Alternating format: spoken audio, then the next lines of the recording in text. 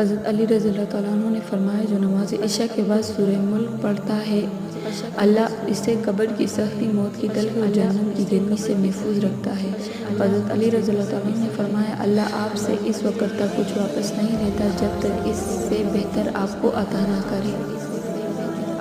حضرت علی رضی اللہ عنہ نے فرمایا کسی ایسے کے ساتھ رہو جو تمہارے ہونے پر رب کا شکر ادا کرے۔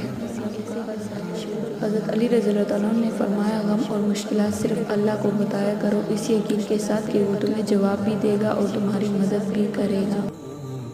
حضرت علی رضی اللہ عنہ نے فرمایا اگر اللہ نے تمہارے دل میں کچھ ڈالا ہے اور تمہیں دعا مانگنے کی توفیق دی ہے تو یقیناً کو نصیب بھی وہی بدل ڈالے گا۔ حضرت علی رضی اللہ عنہ نے فرمایا جس خواہش کو تم اللہ کی رضا کے لیے رد کر دیتے ہو اسی خواہش پر راضی ہو کر اسے تمہارا مقدر بنا دیتا ہے۔ اگر چینل میں نئے ہیں تو لائک، شیئر اینڈ سبسکرائب ضرور کریں۔ شکریہ۔